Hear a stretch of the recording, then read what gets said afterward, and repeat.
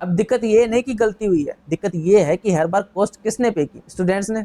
अगर मैं आपसे कहूँ कि इंडिया में एक ऐसा इंडस्ट्री मॉडल एग्जिस्ट करता है जिसकी गलती पे भी रेवेन्यू मिलता है, सुप्रीम कोर्ट का ये नोटिस जिसमें मेंशन कर रखा है कि एक पेशेंट सुप्रीम कोर्ट गया जिसके पैसे भी बच्चों से लिए गए थे। एनटीए ने आंसर की चैलेंज करने के लिए 200 रुपए पर क्वेश्चन रखे थे जो कि नॉन रिफंडेबल थे, और ये बात उन्होंने नोटिफिकेशन में भी बता दी थी। यानी अभी तक बच्चों ने फॉर्म भी नहीं भरे और ये बात उनको बता दी गई है कि हम गलत क्वेश्चन डालेंगे, आपको चैलेंज करने के लिए 200 रुपए देने पड़े। उन्होंने बताया कि हम 500 रुपए पर कैंडिडेट ले रहे हैं, अगर आपने एग्जाम दिया तो 400 रुपए आपको रिफंड हो जाएंगे, और हम 5 साल तक एग्जाम नहीं करवाएंगे जिसका रेवेन्यू हमें मिलता रहेगा। अब दिक्कत ये नहीं कि गलती हुई है, दिक्कत ये है कि हर बार कॉस्ट किसने पे की, स्टूडेंट्स ने। देखो, आपने फॉर्म भरा, एग्जाम फीस दी, वहां तक सब ठीक चल रहा होता है, लेकिन इसके बाद इनका आता है रेवेन्यू मॉडल, जिसको हम डिकोड करेंगे अलग अलग चैप्टर में, जिसमें आते हैं क्वेश्चन चैलेंज, आंसर की चैलेंज, एग्जाम टाइमलाइन और इनके लो लेवल क्वालिटी और मिनिमम बिट ऑफ कॉन्ट्रैक्ट। इस वीडियो के रिगार्डिंग मेरे पास जो भी सोर्सेज है, सुप्रीम कोर्ट का ऑफिशियल नोटिस, इनका नोटिफिकेशन या फिर उन्होंने जो कॉन्ट्रैक्ट साइन करवाया है इसके स्क्रीनशॉट्स, तो वो मैं आपको डिस्क्रिप्शन में लिंक करवा दूंगा, तो आप वहां से डायरेक्टली पढ़ भी सकते हैं। इनका पहला चैप्टर आता है क्वेश्चन चैलेंज। एनटीए जो नीट कंडक्ट करवाती है वो अपना नोटिफिकेशन 2024 में निकालती है, और अपने उस नोटिफिकेशन में पहले से मेंशन कर देती है कि अगर आपको आंसर की चैलेंज करनी है या फिर रॉन्ग क्वेश्चन को चैलेंज करना है तो आपको 200 रुपए पे करने होंगे, और 200 रुपए भी नॉन रिफंडेबल।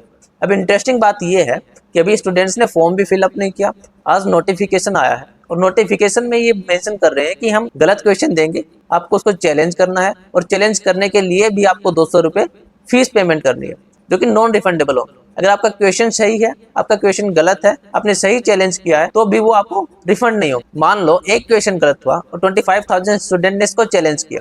अब ये तो कोई चाहेगा नहीं कि क्वेश्चन गलत है और मैं इसको चैलेंज ना करूं। किसी और के ऊपर छोड़ना इतना आसान नहीं, क्योंकि उसने प्रिपरेशन की है। हर 5 हर 10 नंबर के लिए स्टूडेंट हर एक प्रयास करेगा। 25,000 स्टूडेंट अगर 200 रुपए के हिसाब से एक क्वेश्चन के देते हैं तो इनके बनते हैं पूरे 50 लाख रुपए। ऐसे ही 5 क्वेश्चन डिस्ट्रीब्यूट हुए तो इनके बन गए पूरे 5 करोड़ रुपए। और अगर चैलेंज वैलिड भी प्रूव हुआ तो फीस रिफंड नहीं करेंगे। इसी का एक सबसे बड़ा एग्जांपल है 2024 नीट का एक आंसर, जिसको स्टूडेंट्स ने 200 रुपए देके चैलेंज किया। बात सुप्रीम कोर्ट तक पहुंच जाती है। अब क्वेश्चन तो सिंपल था, लेकिन उसके आंसर्स 2 आ रहे थे। एनसीईआरटी के पुराने वर्जन के अकॉर्डिंग हम बात तो उसका आंसर ऑप्शन नंबर ए था, नए वर्जन के अकॉर्डिंग देखें तो उसका ऑप्शन नंबर डी आंसर था। आपको स्क्रीन पे दिख भी रहा होगा कि एनटीए ने ऑफिशियल नोटिस में ये बात डाली है कि एनटीए हमें इसका जवाब दे। जवाब न मिलने के बाद सुप्रीम कोर्ट ने कहा कि हम फिजिक्स एक्सपर्ट तो है नहीं, आईआईटी के 3 मेंबर और डीयू के कुछ प्रोफेसर्स को हायर किया, उनकी कमेटी बनाई जिनके नाम आपको स्क्रीन पे दिख रहे हैं, और उन्होंने बताया कि आंसर डी इसका ऑफिशियल आंसर है। इसके रिगार्डिंग 24 बच्चों की रैंक AIR 1 से AIR 2 पे जंप हो गई।